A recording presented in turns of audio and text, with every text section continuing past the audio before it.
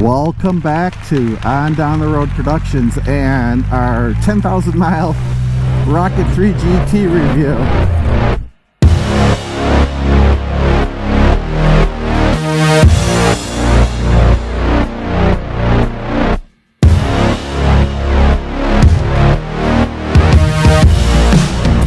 Check this out. Oh, this bike handle's so freaking good. Man, I can jam it. So, you know, it'll bitch slap the Gold Wing any day of the week. I ran up a check, I might do it again.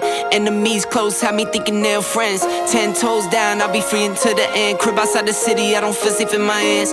Took so many years, I'm just waiting for the wins. I'm in debt to no one but the one who took my sins. I do it for real, there's no reason to pretend. If I do it once, I do it again.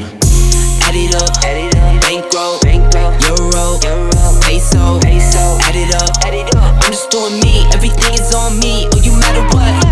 Add it up, bankroll, euro, peso, add it up, I'm just doing me, everything is on me, oh you matter what. Add it up, told her if it's all me, everything is on me, gon' back it up. Matter what, told you I'ma do me, why you hating on me, it's not adding up. Welcome back to the channel. Great to have you here. This is our, as promised, 10,000 mile Rocket 3 GT review. Hopping into the On Down the Road Productions time machine. This is a 2020. We bought the second one in Michigan, almost the first. Bought the second rocket available in Michigan. She passed 2 years of ownership last January. This is our review of the rocket. Okay, so let's jump in here. How many miles does the rocket have now? 9,863. Real close to 10,000. I was going to wait until 10,000, but we're going to drop the bike off for its 10,000 mile service. I think it's fair to call this the 10K review. Okay, great. And so since we last saw you at the 6,300 mile review, what have you and the bike been up to? Oh, goodness gracious. She's made about 3 or 4 moto camping trips. Been able to put the Toucan roll up all in one tent right back here. The weight capacity on this again is 66 pounds. And we've taken a lot of separate trips in and around Michigan and Ohio and northern Michigan. Has the bike been anywhere else, maybe out of state?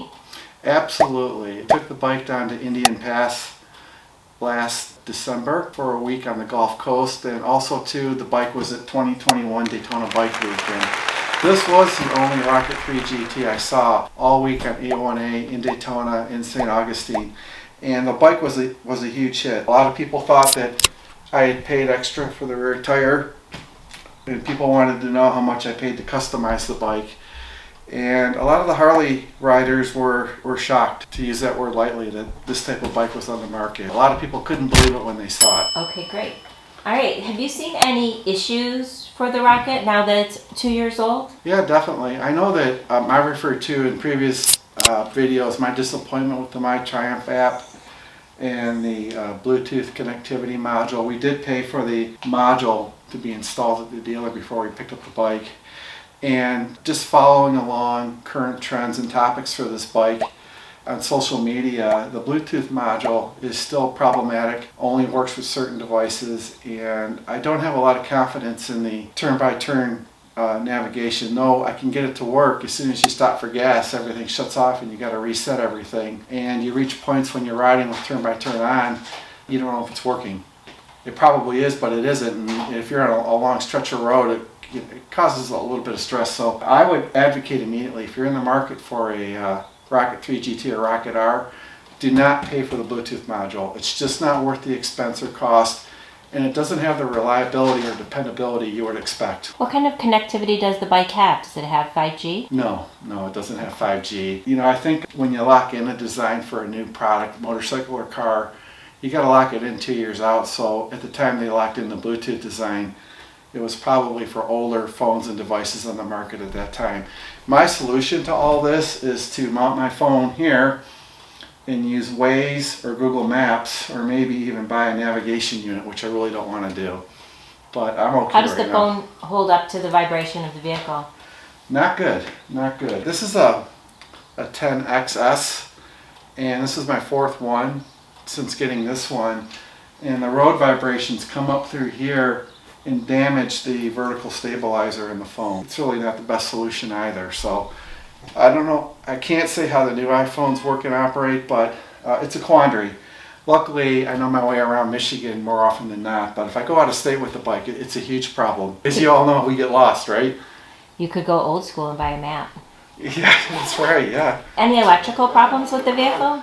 Yeah, definitely. The Triumph battery was covered under warranty, but it wasn't a very good battery. The front bank of the battery went out, so when we were in Indian Pass, and even prior to Indian Pass, I had starting issues, but it just persisted and got worse in Indian Pass, and the front bank died down, and the bike wouldn't start at all. So here we are, thousands of miles from home, beautiful motorcycle roading, and the bike just wouldn't start. So I would say there have been electrical issues with the starting of the bike. At times I've thought that it was in the bike somewhere, some kind of electrical gremlin. Most recently, you guys saw my video, I went out to Amazon and bought this motorcycle battery screw terminal kit for about $10, and I put new screws in and the bike started right back up. But that being said, I'm still going to get the electrical system checked at Detroit Triumph when it goes in for its 10,000 mile maintenance. I just can't get stuck. You know, I worry about it right now. Those suitcase things on the side, what are they called again? Oh, panniers. Right. I had one pannier completely fall apart in Indian Pass. The zippers came undone, and Detroit Triumph did replace the panniers finally for me under warranty. It took 3.5, 4 months to do. I'm super grateful that it finally happened because we're not OCD here. We use our stuff, but I do take good care of things we buy and acquire because, you know, you work for them, right? And so I'm really not abusive with anything. These panniers will fall apart on you. I've left the combinations untouched on these new ones because I don't trust it anymore. I think I'm going to continue to use a TSA key. The other set of panniers I had, the combinations would reset with these plastic dialers here, and it just wasn't a great experience. Thinking you knew your combination, having the combination reset, and then having no combination and having to spend $50-$60 on 2 TSA keys that come from Japan. Glad I've got these back, and they look great, and I haven't cut the tags off yet, but thank you Detroit Triumph, thank you Triumph for finally replacing these. I really appreciate that. Oh, the Reflector, yes. You want to talk about that a little bit? Flashback. Hi Terry, one of the things that I remember happening when we were in Indian Pass is that the Reflector fell off the bike. Yeah, and I have here in my hand the new one that Detroit Triumph helped me get last January, February after we got back. So as you can see here, it's this dual-sided adhesive, and we will put this on. My perspective is that on that trailer doing 55, 60 miles an hour in the heavy rain, the rainwater got into underneath the existing reflector and just kind of fell off the bike down in Florida. So I'm not mad at Triumph for that. I think it could have happened to any bike, but what I won't do is drill holes. I'm a little bit worried about lining it up. Maybe I shouldn't. It's just two-sided adhesive right here. I'll do that eventually. I'm worried that when I put this on, it's just going to fall off like the other one, but maybe it won't. We'll find out. Well, it seems like an easy fix even if it falls off. Right. You can get another one. Yeah. All right, so we talked a little bit about the challenges that the bike has given you over the past 2 years. What has really gone right with it? Oh, obviously I've been able to coax half decent gas mileage out of the bike. We only run premium. More often than not, I'm at 36 to 37 miles to the gallon. I did reach a high of 41 miles to the gallon on a moto camping trip, just taking it easy. So this is the type of bike that it's fun to get into and ride hard. But if you just chill, you're going to get good gas mileage. If you just take it easy, you will get very good gas mileage. I'm guessing 36 to 38. I stick with premium because of the fuel system and the better combustion. That's gone really well. It's a 3-cylinder, right? It's not your typical motorcycle motor. So think about the fuel economy of the Rocket in terms of the engine block and the technology it uses. A 3-cylinder car engine, basically. The next thing that's gone really well is the speed shifter. You buy a new Rocket R or Rocket 3 GT, it's mandatory. It makes the bike that much better. It's worth every penny. How does it make the bike better? Well, you can shift without a clutch, right? So without really drag racing the bike, if you're shifting without a clutch, it just has great acceleration. It just goes really quick without you riding the bike hard, and it's fun to downshift, click up and down without using the clutch. It makes the bike even more fun. The next thing that's gone right is this Power Bronze Power Blade windshield that we got when the bike was new. We have two separate windshields. I prefer the shorter one. Most of the time, I think this is still the best windshield you can get for the Rocket 3 GT. One thing though, there is some vibration that I can hear without my helmet on from the rubber grommets, so I just need to call Power Bronze and get some new grommets for the windshield, but that's gone really well. This here, being able to carry 66 pounds, that's amazing. If I put something like this on the Goldwing, it'd be 18 pounds. Think about that. This is really heavy duty at 66 pounds, so that's gone really well. Is that where the tent goes? Yes, or the tent can go here too. So I think the balance of the bike would be better with the tent here versus here, but I need this to carry stuff. I think you guys And you can't move that to the back? Well, actually, I think I can. I just have to play with it. Maybe the next moto camping trip, I'll put this here and put the tent here for a better balance. Then at that point, it's like I've got a passenger back here. But when you've got 70 pounds up in the air back here, it's always taken me 30, 40 minutes to get used to the balance change of the bike before. With the Toucan tent back here, I think it's 66, 70 pounds, and it does change the chassis dynamics of the bike exponentially. So when I've ridden with the tent back here, you can do it, it's fine, but you wind up approaching turns more cautiously until you get used to it, things like that. I think having the Toucan tent here and moving this to here will make it feel like a passenger's behind me and solve that issue. So to Teresa's point, that's probably the resolution there. So you talked a little bit about how it handles with the tent on it. In general, how's the handling? First rate. I think it's one of the best handling bikes built. It feels lighter than it is, and it's got great chassis dynamics, and it's a great handler. As you note here, you kind of sit into the bike. You've got extended pegs out here for your feet. It's very comfortable. For me, it handles better than the Goldwing for sure, and it's the best cruiser I've ever ridden in terms of handling. It's got the Showa front fork, adjustable suspension. It's just a really good handling bike. That being said, this is not a beginner's motorcycle. Because of the 167 horsepower, the large, prodigious amount of torque from the engine. You want to, if you're new to motorcycling, you want to kind of work up to this bike. You can get hurt. I've heard of people getting hurt on rockets that either just jumped on them and ripped into them right away, or didn't have the experience they needed for this type of horsepower and torque on a motorcycle. So you run your own ship. That's just my perspective. Yeah, even an experienced rider could get thrown from this. Yeah, actually, I'm glad you brought that up, because I on the first moto camping trip, I rode through some heavy rain. I saw a church with an awning just to get out of the rain. After a while, I'm like, enough of this, right? At least 100 miles of heavy rain. And I pulled off, and I'm just on the bike, and I accidentally twisted the throttle here to put it underneath that church awning, and it spun the back wheel, and it threw me like this 15, 30 feet that way, and the bike landed on the Toucan tent here, so there was no damage, and this mirror wedged between two rocks, no damage, and this mirror propped up the side of the bike, which was over rocks with no damage. It's the luckiest event on a motorcycle ever for me. I was thrown so harshly from the bike with all that torque, twisting this like that unintentionally, my fault. It threw me, my Revit mesh jacket, my shoulder dug into the ground. There was a stretch of dirt like that from my shoulder dragging into the ground. Back of my helmet, I missed the picnic table by about this much, and even if I had hit the picnic table, it would have hit my helmet before it hit me.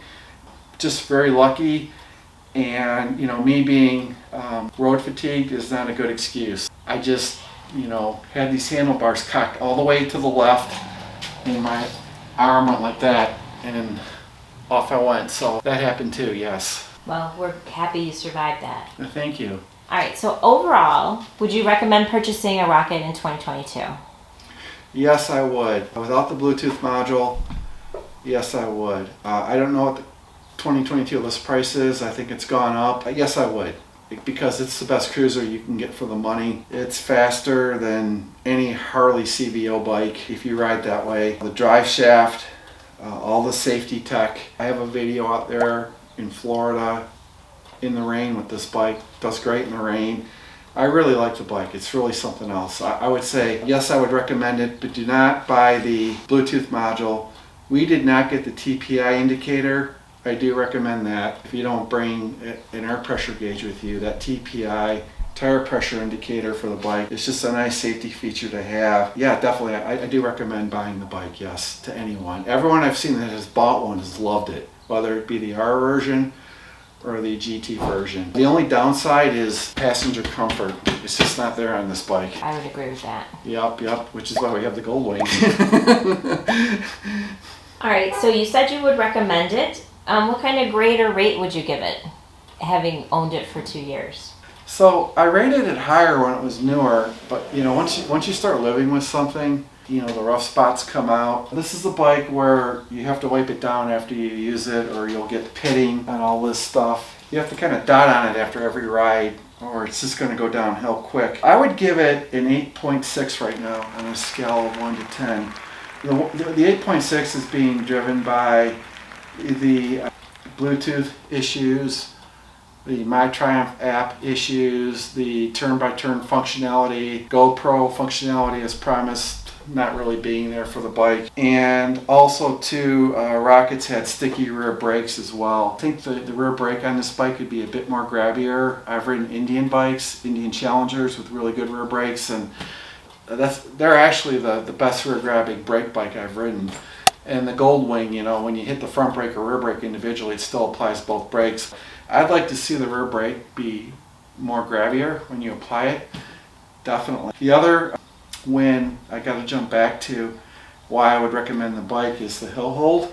It stays engaged. The what? You can engage hill hold. It'll lock the bike in place. Hill hold. Yes. Oh, okay. Like if you're on a hill going up a hill. Okay. Yeah, and until you open the throttle or tap on the brake again, it'll stay closed. On the Gold Wing, it only stays engaged for 3 minutes. It's like pointless.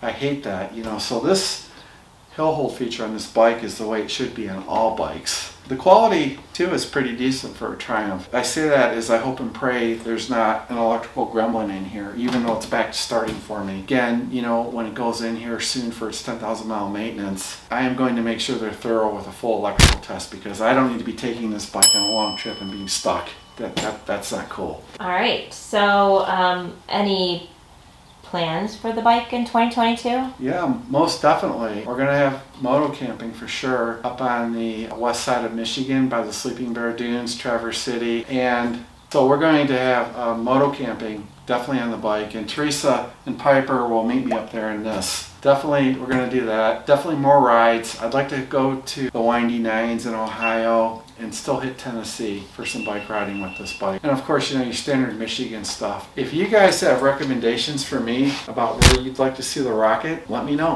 And we'll do our best here to make it happen. Just in a general sense, Tennessee, southern parts of Ohio, the Upper Peninsula, and west side of Michigan. That's the loose plan right now. Okay, sounds good. So when can we look forward to the next review? I'll do the next review at 15,000 miles or at the end of the riding year, because I could probably put more than 5,000 miles on the bike this year. I've done 4,000 to 6,000 miles a year on this bike so far with COVID. We'll see how it goes. Having two bikes rides into conflicts with riding opportunities for both bikes. I'd shoot for 3 years of ownership review for sure. All right, sounds good.